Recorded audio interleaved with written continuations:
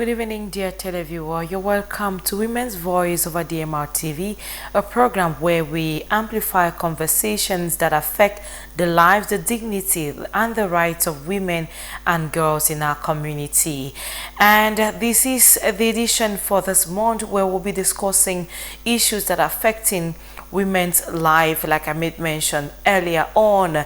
And across the globe, a couple of days back, the world celebrated the women under the theme Justice, Action, Right, Justice and Action for All Women, which means that beyond celebrating women, there is a growing call for us to ensure that women truly enjoy their rights and they have access to justice when their rights are being violated. Reasons why on today's edition of Women's Voice, we are looking at the women's rights and justice in Cameroon. We are looking at the laws, we are looking at the protection and the gaps that actually do exist. We celebrated International Women's Day. We're talking about women's rights, we're talking about justice.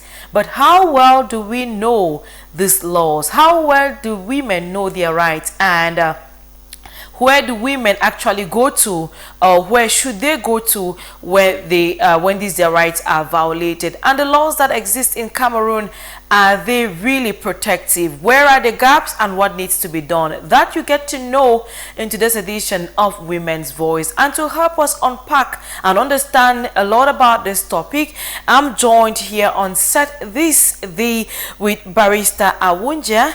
Thank you very much, Barrister, for accepting to join us on today's edition of Women's Voice. Greetings to you and welcome.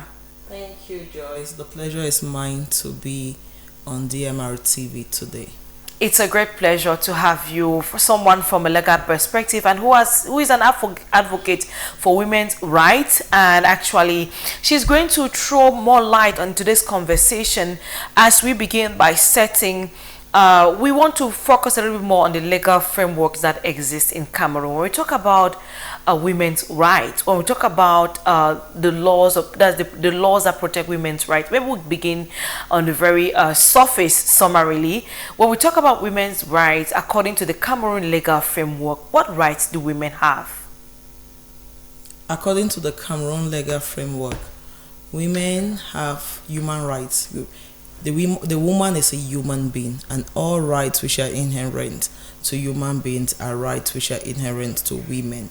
They have a right to fair hearing, they have a right to education, they have a right to own property, they have a right to make decisions, a right to their dignity. The rights are bound. All the rights that we can imagine that a human being has, a woman as well has those rights. They have reproductive rights as well. Definitely. Women's rights equals human rights. I think we're going to begin from that premises that we're talking about the rights which women have. They cut across the rights which every human being has. Now, I want to look at Cameroon has several laws. We agree. You would agree with me. But can you briefly explain the key legal protection laws that are available for women in Cameroon? Thank you. For the laws that are available for women in Cameroon, I'm going to take them in three segments. We have national legislation, we have regional legislation, and we have international legislation. Okay. For the national legislation, we have we have the Cameroon Constitution, which is known as the Grand Norm. That's the biggest law of the land. Yeah. And our constitution guarantees the rights of the woman. It guarantees in its preamble that all persons are equal before the law.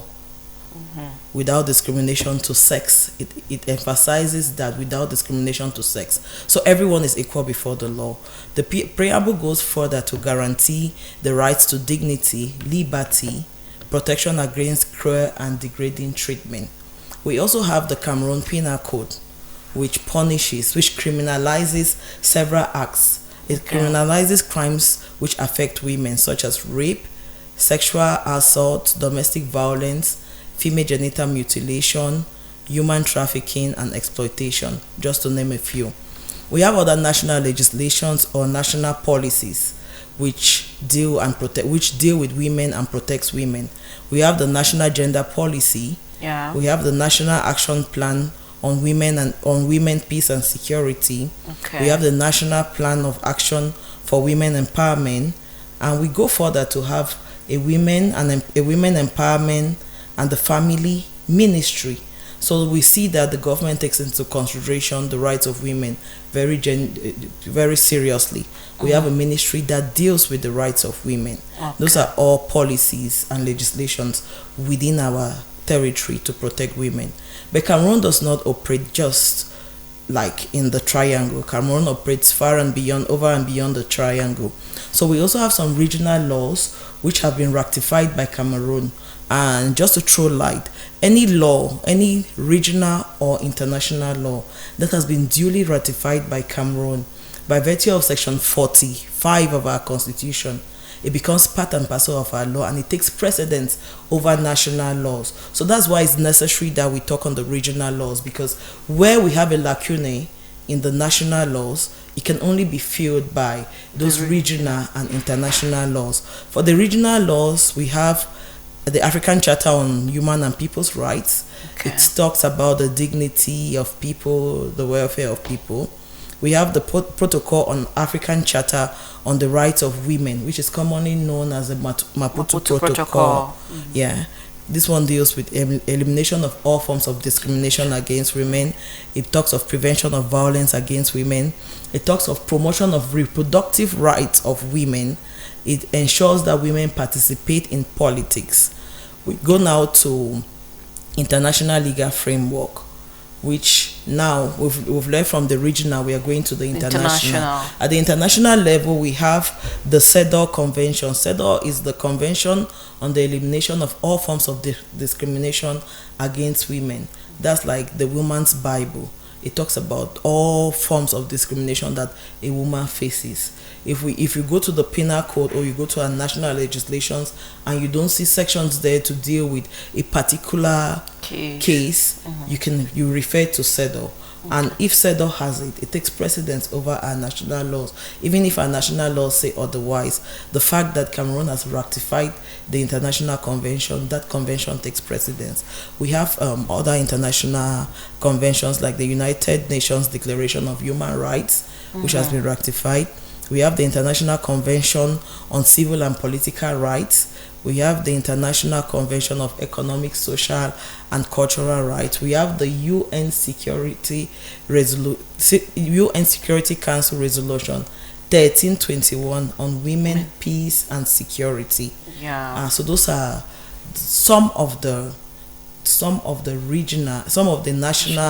regional and international conventions or laws which we have that protects the woman.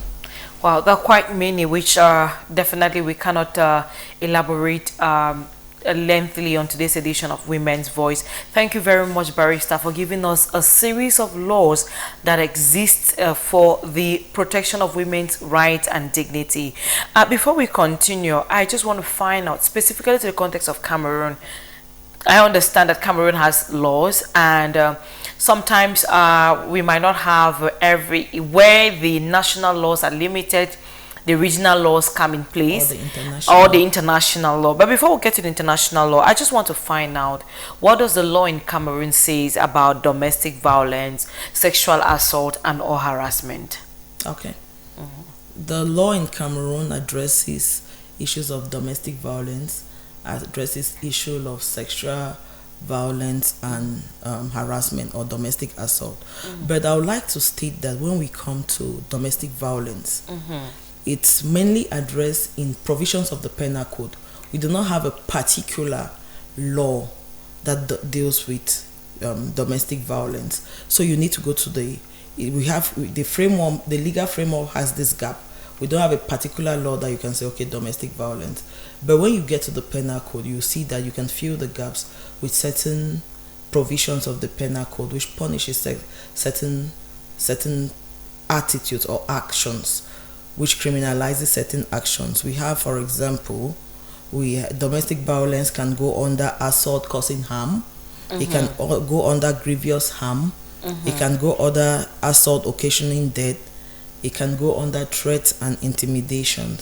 And if you go to our penal code, you'll find this under sections 277 to about 281. Those various. All right. Yes. Then you also sexual assault too is criminalized. We talked of sexual assault. Yes, harassment, sexual assault and harassment. We have a section in the penal code, section 296, which criminalizes sexual assault, and sexual harassment is criminalized under section 302 of the Cameroon Penal Code. So we realize that where domestic violence is not, though domestic violence is not like categorized in one section or in a group of sections, it has other elements, constituent elements, which are punished under the criminal procedure, under the Cameroon Penal Code, and which from there you can use them to prosecute acts of domestic violence. All right, thank you very much, Barrister, for throwing more light.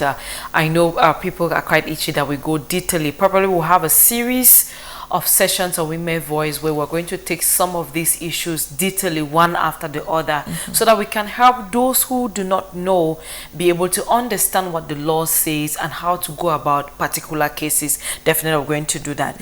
Now, from your previous explanation, based on Cameroon laws, I have the impression that there is no key, there is no definition. I may be wrong.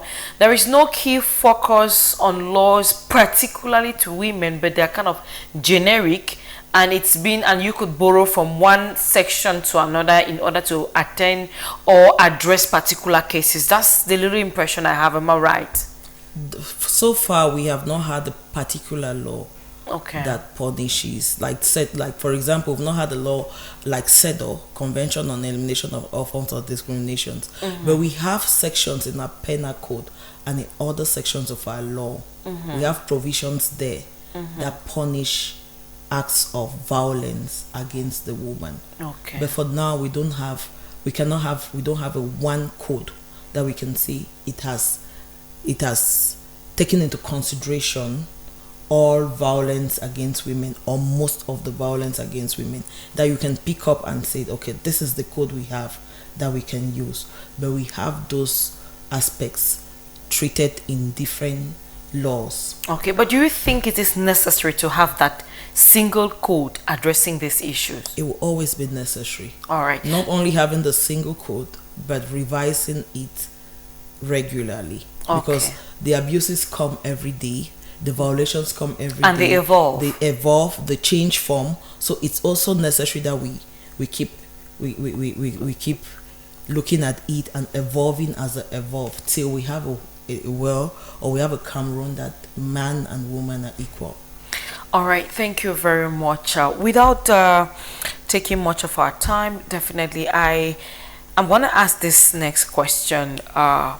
Looking at these different laws with these different ratifications or the conventions which Cameroon has ratified, and also looking at the realities on the ground, do you think, for example, let me just limit ourselves back to Cameroon, do you think that these laws are strong enough or effective enough or efficient as far as providing a safe and legal safe framework for women? Okay, now I'm giving my opinion. Yeah. In my opinion, I think that the laws are there, but they are not adequate. First, we have weak implementation of these laws. The aspects of violations, women rights violations, are looked upon most often as family issues. Yeah. Yes. You have, even when they are reported, when you have a woman who goes over to a police station, for example, and reports that her husband batters her, and she's done that and he's been doing that for several years or for several months, the kind of answer you always have is, yes, there's a law that can punish that, but what do you have? You have stigmatizing answers. It's a normal thing. Are you sure you are not Are you sure you didn't are provoke not, him? Yes, you did not provoke him. Madam, even the way you talk, your husband can do that to you. We have it's not adequate because a lot of women lack the awareness. They don't actually know that the laws are existing. If you go to our rural areas, most women, they don't even know what constitutes a violation against their rights. They've never been educated on that. So some harmful cultural practices, some violations that they have, they look at it as normal.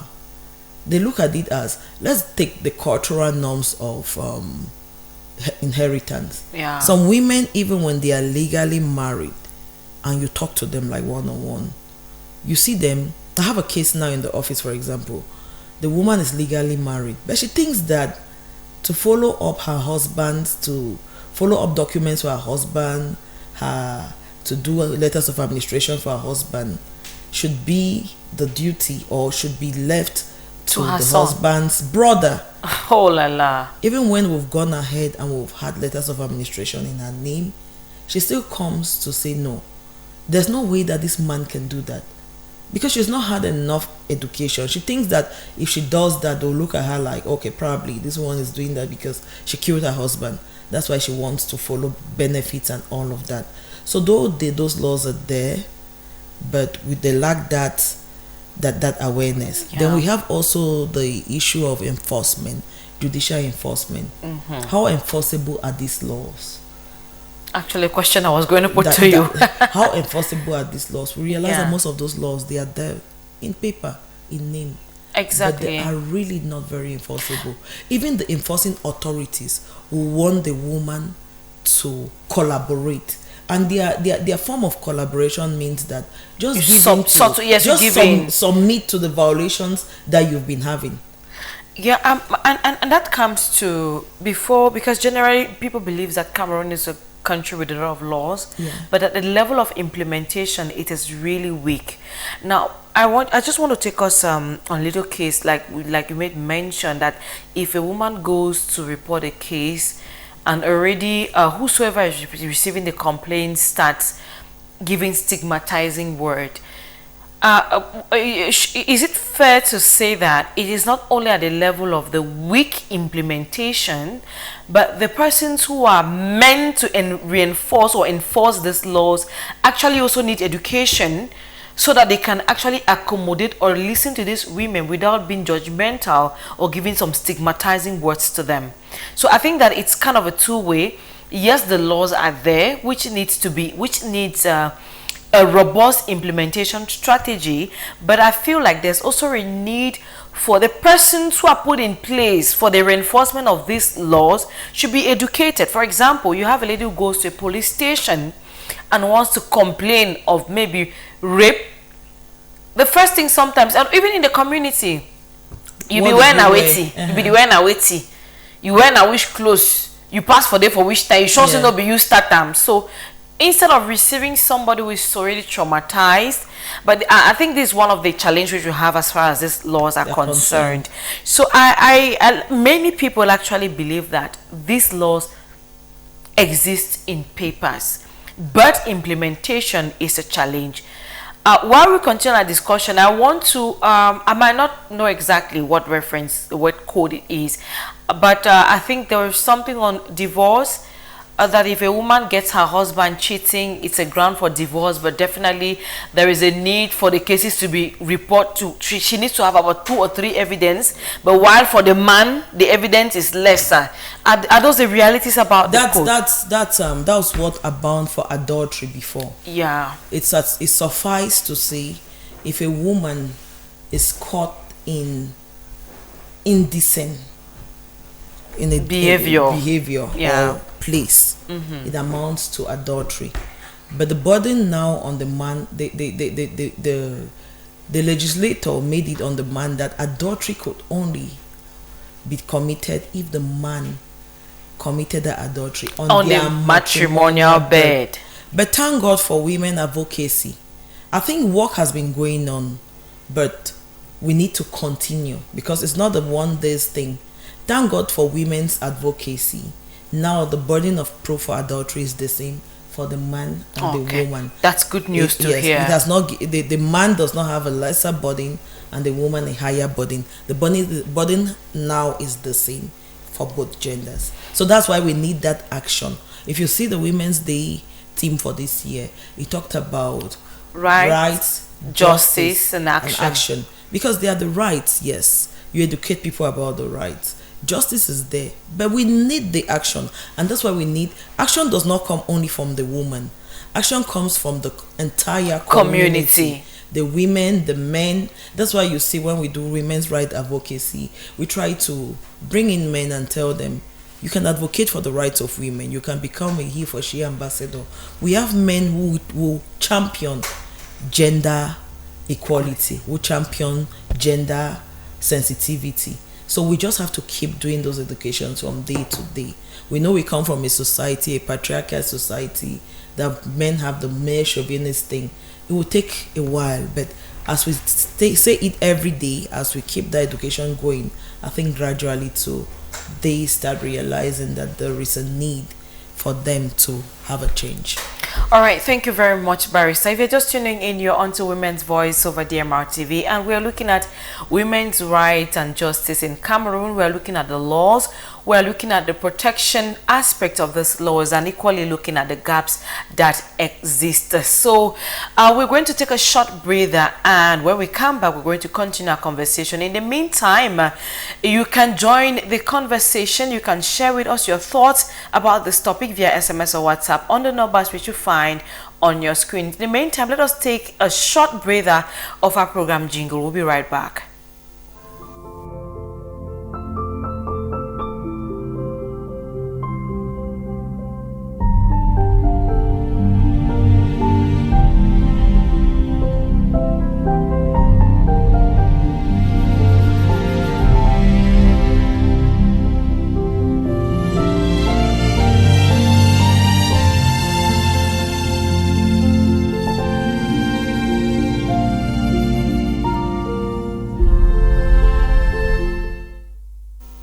Welcome back, dear TV friend. If you're just tuning in, you're onto Women's Voice, a program where we amplify conversations on issues that affect the life of women, their dignity and their rights. And on today's edition of the program, we are looking at women's rights and justice in Cameroon. We're looking at the laws, we're looking at protection, and we're looking at their gaps. And earlier on, I had a very beautiful conversation with Barrister, who took us through the legal framework and the system that exists in Cameroon, and she was further highlighting on some of the limitations and the gap. And I'm joined by GBV, a gender-based violence specialist and a child protection specialist, and also she is the president and CEO of Tina Live, and she is so much into gender-based violence and into civil society actions. Greetings to you, Dr. Doreen Bine, and thank you for joining us. Greetings, Joyce. Thank you so much for having me on set. It's a pleasure to have you. Yeah, we're looking at this conversation inspired by the theme for this year's Women's Day, which talks about rights, justice, and action for all women and girls. And we're looking back at Cameroon, looking at what are the legal frameworks that protects women's rights, that gives women access to justice. And Barrister took us through the different laws already that exist in Cameroon and the conventions which Cameroon has ratified, and we're actually looking at some of them. So far, I want to thank Barrister for taking us already through that. And we're looking at already some of the gaps that exist. And good thing Barrister highlighted, because I had that burden, but now I'm up to date with the information that the counts for adultery, the burden is the same now for a woman and a man, which means that advocacy work has been going. And it's been done and will continue to be done. So definitely, like a Barrister made mention, action, if you want a safe environment for women and girls, action needs to come from the entire community. It is not her thing, it is not his thing, it is our thing. So if we want that safe environment, we have to contribute. Now, before coming back to you, Dr. Mbain, I'll go a little bit again with barrister, who has talked about the different laws that actually account that address domestic violence, sexual assault and harassment and what have you. And I just want to find out, in your experience as a lawyer, what are the main challenges that women face when they try to seek justice through the legal system?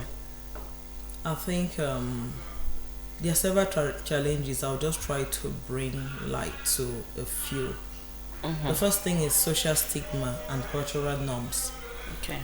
When women go to seek justice through legal means, the first thing, the environment in which they live, the family from where they come from, they face that social stigma. Societal norms do not conform to women right norms. So you start hearing things like, for simple thing, how can you say you were raped by your husband? You're not thinking about the children that you people have. If this man goes to prison, what do you tell your children down the line? That's really stigmatizing you. We have the lack of specific legal protection. Sometimes you know that a woman knows she's going through some form of violation, but she doesn't really know what bucket to put it inside, because as we earlier said, we don't have a specific framework for GBV.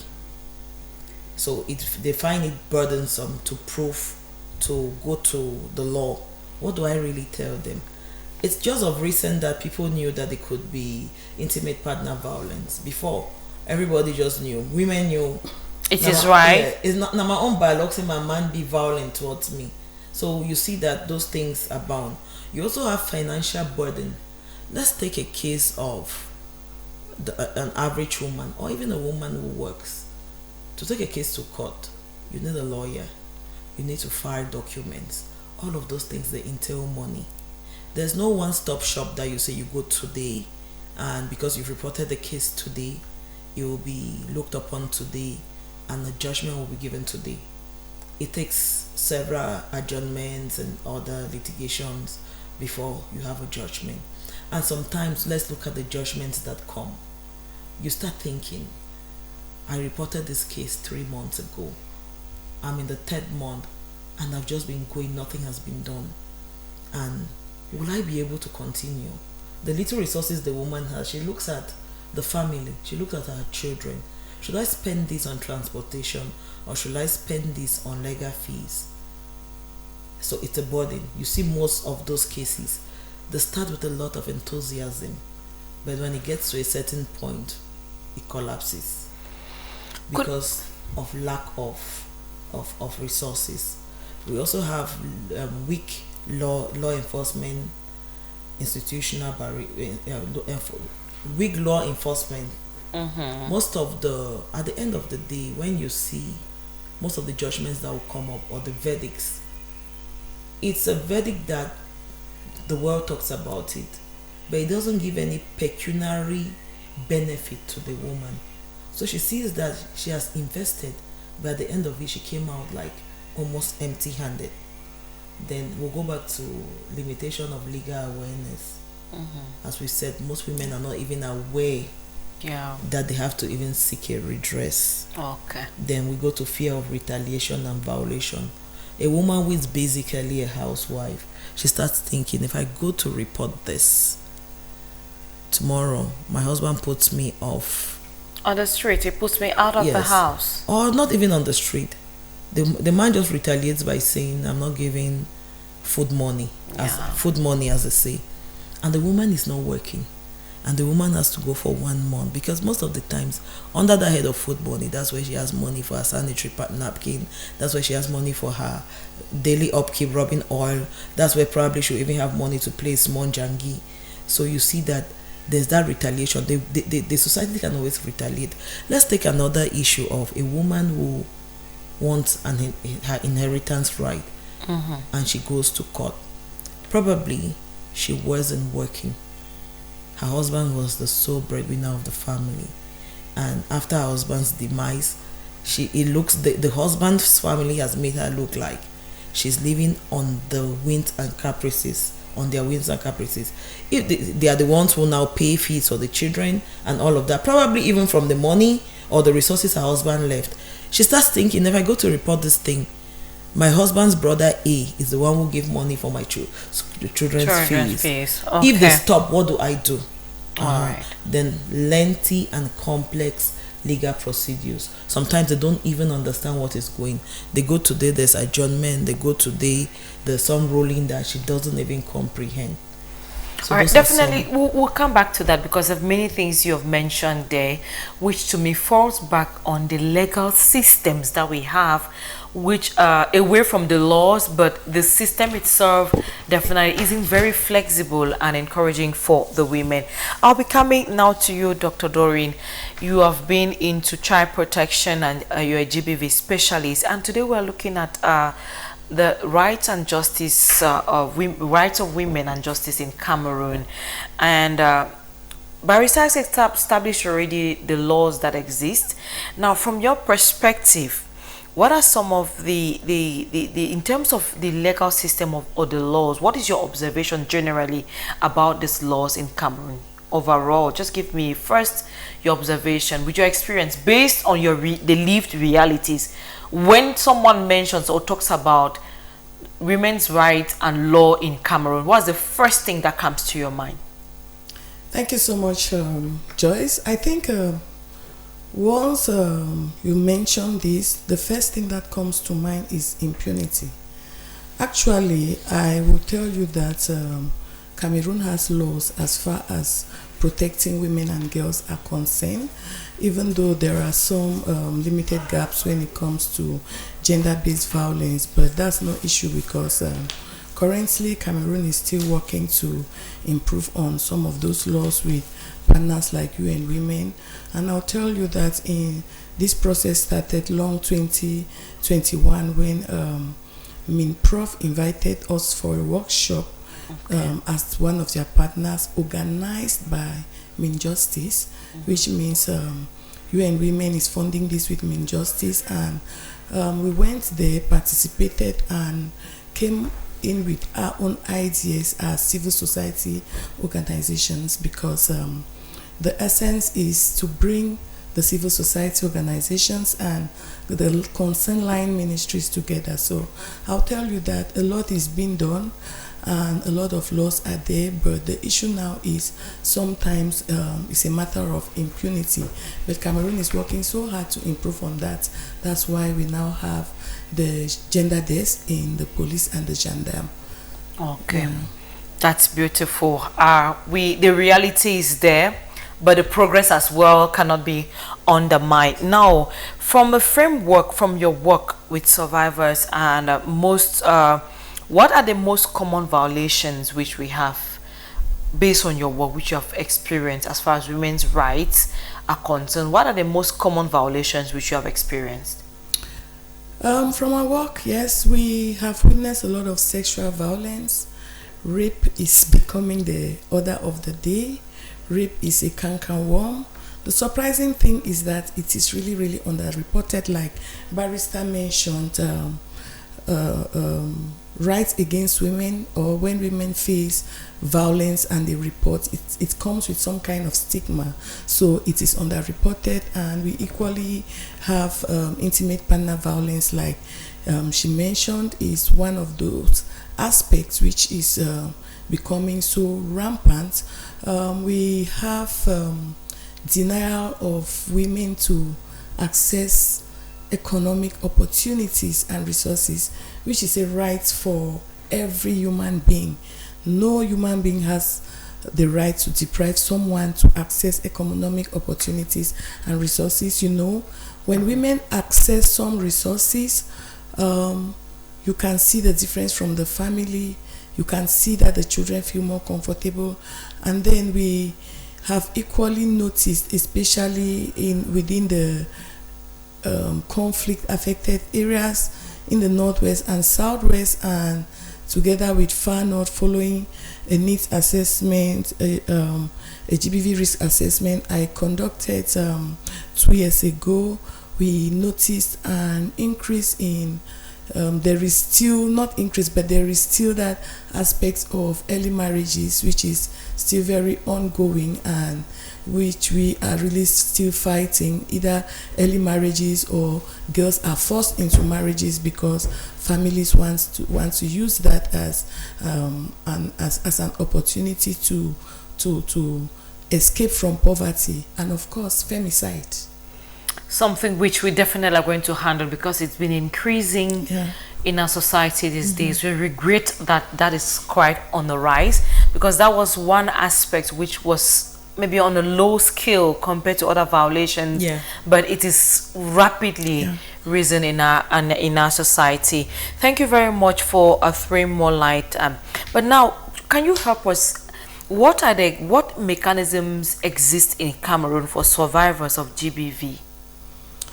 Yeah, there are legal mechanisms which I'm not going to go back to them, which Barrister has highlighted already, and we equally have some social mechanisms, and some of these mechanisms we include access to health services for survivors of GBV. There are health services sponsored by international organizations, UN agencies, working very closely with the government and equally working closely with local partners. And we equally have civil society organizations that are working on a daily basis with the government. I take the case of Tina Life, where we work on a daily basis. Our work, we collaborate with MINAS and MINPROF, and we have a number of services which are equally services that other civil society organizations operate. In terms of that, the essence is for these survivors to have access once they faced or once their rights are violated, such as safe spaces, women and girls safe spaces. We run women and girls safe spaces as an area or an avenue where once these women face these violations, they can seek refuge, they can seek support through they have security, they are provided with psychosocial support, and in our case we currently have 3 women and girls safe spaces in Manfe, Kumba and Ikondo Titi, where it all depends on the severity of the case, how long you are able to recover. You stay there, you are visited by a psychologist, you are provided psychosocial support, and we have other therapeutic trauma informed activities where we work with these women and girls. And there are adolescent girls clubs we run where we have adolescent girls able to share their concern. So these are some of the services, and in as much as there are legal provisions, NGOs equally support that, and they work closely with the government, because we are not direct legal providers except a lawyer running an organization. So there are NGOs that provide their direct legal services, and there are some of them like us that refer these services. In our case, we currently have an MOU we signed with FIDA. FIDA is Federation of International Women Lawyers Association, where we are referring all cases of violence, particularly child survivors of sexual violence, as well as violence against women and girls, which we have been working for a very long time. And we have survivor-centered case management, and we call it survivor-centered because we prioritize the needs of the survivor. We put the survivor at the center. We help them get informed decisions and not impose on them, and then we help them access these services. And still at the level of civil society organizations, there are existing referral pathways for child protection and GBV. In terms of child protection, if you go through, you will see organizations that are providing services for sexual violence directly to girls, health services and more. And even in the GBV referral pathways, once you pick it up, you know it's for GBV survivors or to help those facing violence against their rights to access these services. And it covers the whole of Northwest and Southwest regions with more than 70 organizations. And these referral pathways, they are pocket booklets so that everyone is able to carry them along with contacts, and sensitization is being carried out in communities with these booklets. All right. Thank you very much, Doctor.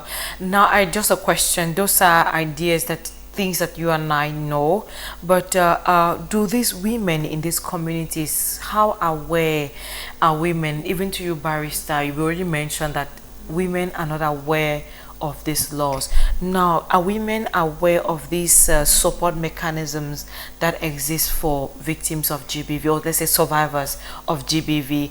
But based on your work, your experience briefly, are they aware that these platforms exist? To an extent, I'll say they are aware most recently, because a lot of sensitization is being carried out. But then, like you said, this sensitization is a kind of education, and it needs to be carried out on a daily basis, because each time you go to that same community you have been to, you meet strange people who are hearing it for the first time, and sometimes some of them can actually get the message, they will not conceive, they will not understand, and so they will not be aware. So it is supposed to be a repeated effort, repeated. So like Barrister mentioned, most of these women are ignorant as far as these services are concerned. That is why we cannot do GBV without having awareness raising and sensitization sessions consistently, not just with community members. Sometimes we have to train the police, traditional rulers, religious rulers. And last year, in the month of June, Teen Alive, with funds from UNICEF, trained over 153 community leaders, which involve traditional leaders, religious leaders, leaders from action groups, child protection actors here in Buea, and equally with support from UNFPA, which is ongoing. We are doing a lot of sensitization, and because of that challenge, which women are really ignorant, we have mobile safe spaces, which means we don't run our safe space only in a fixed place. There are days we go in so that we can make the space safe, and on such days you are informing women, they are coming and seeking support. You are able to identify some cases. That's quite lofty. Now I'm going to open this question to you both, from the barristers and from you who works on the field. What do you think is the biggest gap, or the biggest gap that lies in protecting women's rights in Cameroon? Barrister, from your end, what is the biggest gap which you think exists in protecting women's rights in Cameroon? To me, I think the biggest gap will be the economic gap. Okay. Because if I look at most of the women whose rights are violated, they are women who are mostly economically not empowered. Like Doctor said already, make the woman empowered a little, you feel the impact. I think the biggest gap for me is that lack of economic empowerment. All right, which is quite practical and understandable. What about you, Doc? I think I'll queue up with the barrister, and I'll add aspects of education, which is one of the biggest gaps, and alongside the coexistence of the statutory laws and customary laws that sometimes conflict and limit women from accessing these services. Okay, I would stay with you. Working with women and girls on the field, what barriers prevent women and girls from reporting abuse or seeking help, based on your experience? From my experience, I'll stick you up with barrister stigma. A lot of stigma. So this is one of the things that actually prevents women from accessing services. The fear, retaliation from the community, the fear they will be shamed, and we equally have the fact that women are not educated especially in rural areas. This one is particularly for mostly women in rural areas because of lack of education. Sometimes they don't even see it as a need. They feel like he's supposed to do it. He's a man, and my husband has a right to do it, but it's just that it pains, but I cannot report it. If I report it, it will bring disgrace. And it equally links us now to family pressure, because sometimes it's like a disgrace if women report some of these cases, especially when they are reporting against their husbands, especially when they are reporting rape cases coming within the family. So it is usually a problem. And we have had cases where you meet the parents, they are ready to collaborate, and then the next day you go, they no longer want to collaborate. A lot of times that's how it goes. Pressure. Yeah. There's this common say, you want bring down our family name, unfortunately. So from what we have discussed here, one of the barriers to this whole issue, women's access to justice, it's both sometimes legal, there are some legal barriers, there are limitations, institutional, maybe the places they have to go, the processes, and it's also cultural and economic. Generally it cuts across. Women don't have they don't even know it exists, and sometimes the legal proceedings are quite cumbersome, and a good number of the women don't have the resources, and then cultural barriers actually come interfering into women having access and fully enjoying their rights and access to justice. Now I just want to ask another question to you both. What role should communities and families play in protecting women and girls? Your opinion. Either of you can start. I think, like you said, barrister said, protecting women and girls is everyone's responsibility. I'll still emphasize again that it is everyone's responsibility. And so it is the responsibility of family members and community members to report cases of GBV immediately. Okay. It is the responsibility of these people to ensure safe referral. We always emphasize the word safe referrals because most GBV survivors will be very confident if you do it confidentially, if you do it privately. So once such a case is known, you refer it, and it doesn't go through a number of channels and no one knows about it. And of course, you don't give room to yourself to listen all the case when you cannot provide support. If you are not a specialist, it is not advisable, because if care is not taken, listening it, not being able to provide the necessary support, you can further aggravate the situation and put that survivor in a very distressful situation.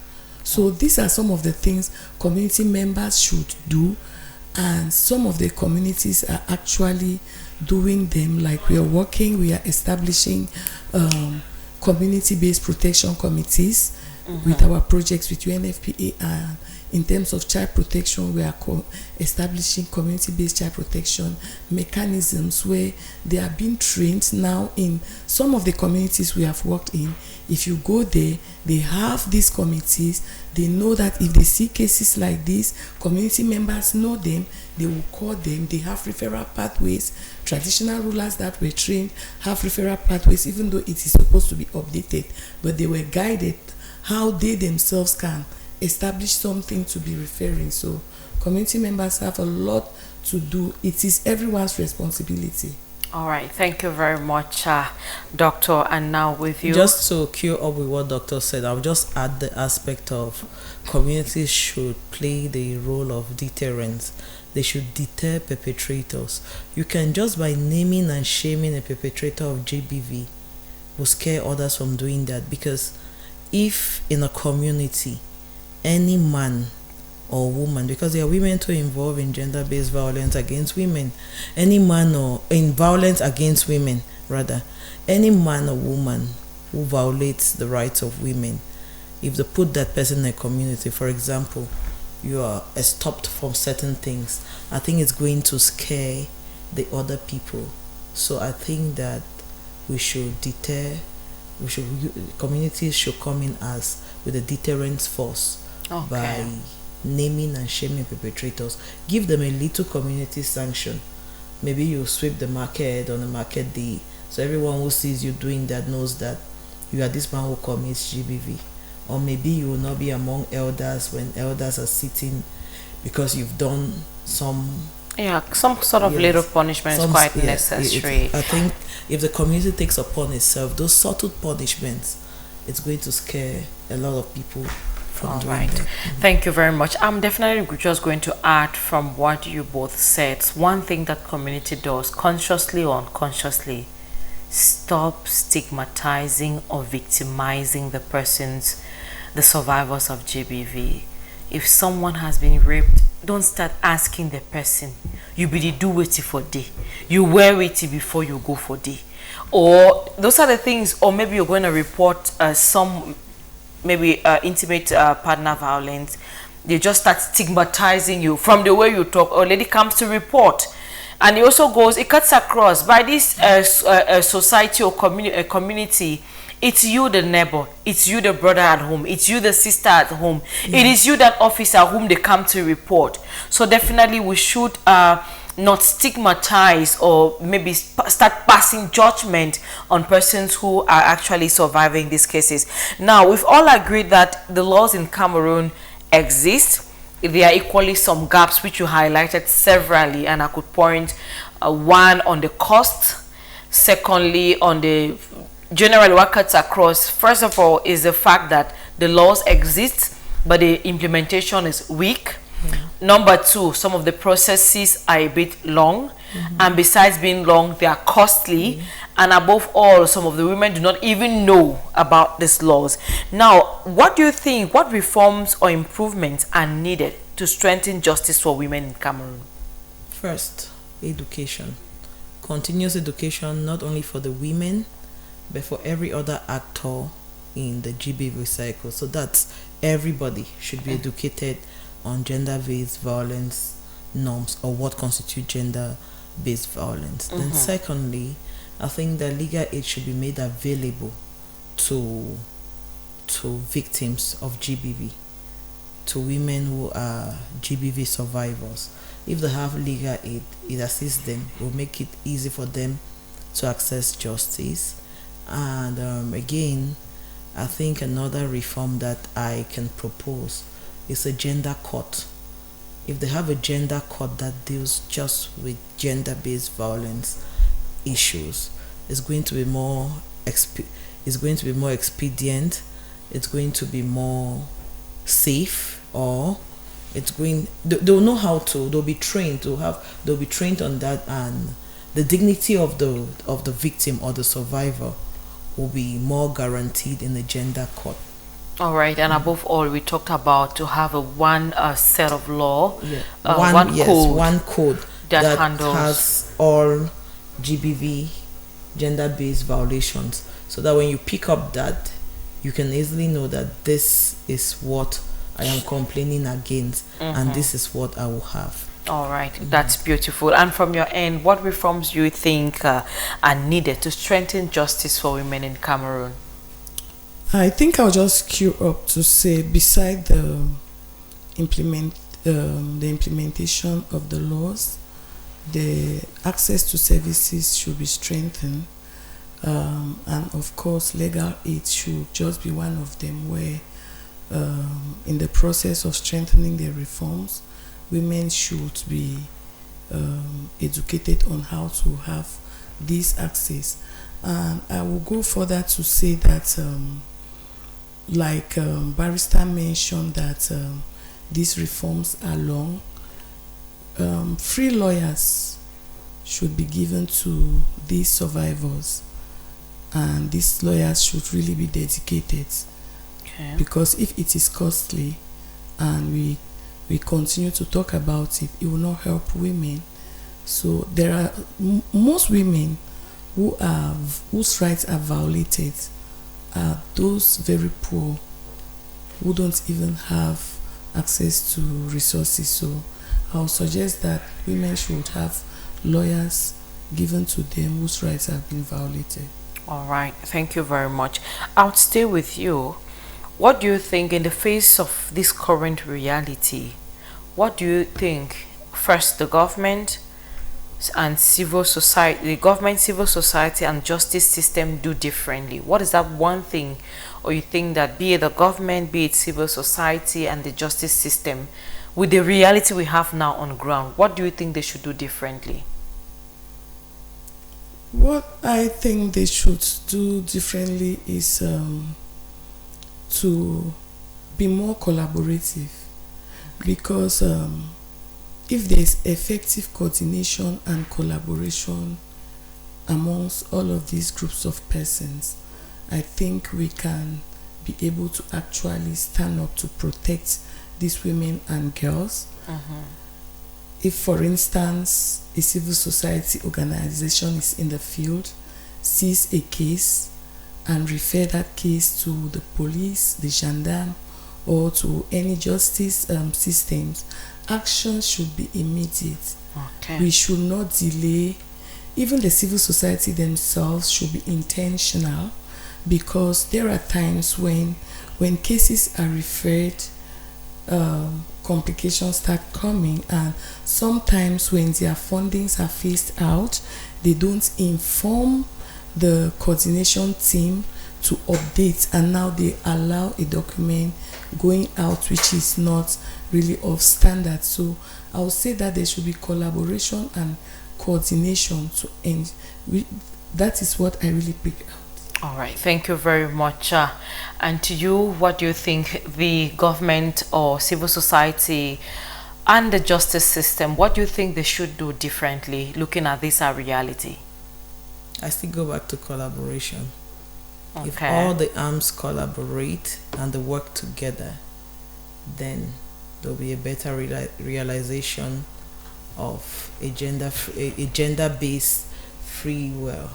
All right, thank you very much, Barrister, and to you, Dr. Mbine. Before I take leave of you briefly, what word in relation to our topic today, our different discussions we've had today, what's your maybe last word to our viewers or to anybody watching you? What is that particular thing they should take home today as far as our topic is concerned?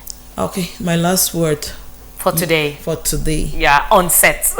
On set. Yeah. My last word to the women: your human rights are necessary. Your human rights are not negotiable, and so anytime that your rights are violated, you have to be the first person to speak up before another person can come to your assistance. Don't just stay and wait for others to do that. If every woman decides to speak up and every other woman decides to pick up from that queue, when a woman speaks up, then I think that the relay button will go till we have justice for the women. Thank you very much, Barrister. And to you, Doctor, what's your last message to our viewers as we wrap up today's edition of the program? Oh, thank you. My last word is in twofold: to the community first. Violence is not something that is good. Every woman deserves to live free, and every woman needs the dignity, has the right to access justice, and like the theme goes, we all need to take action to ensure that all this happens. And in taking actions, I will equally call on all the arms concerned that let's come together to make a difference. Let's come together to impact the lives of women and girls. And to the women themselves, I will say it is time for them to stand up for their rights.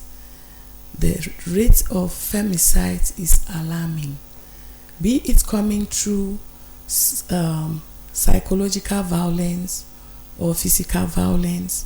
The rate of femicide is alarming. It is time for women to stand up and defend their rights.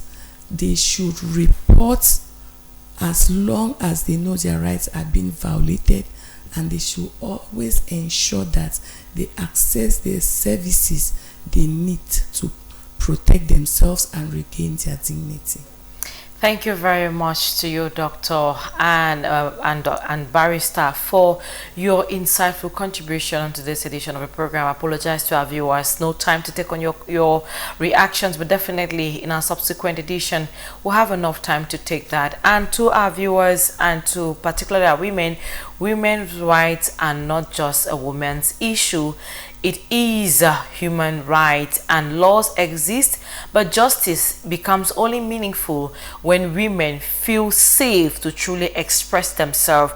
And if we want to successfully give women access to their right and protection, it is a collective effort of an entire community and not to particular persons. It is on this note that we draw the curtains of today's edition of Women's Voice over DMR TV. If you did enjoy the program, take the rendezvous with us next time on Women's Voice, where we amplify conversations that promote the rights and dignity of women. Until then, stay tuned to DMR TV as we'll have more interesting programs coming up next. Thank you for watching and goodbye.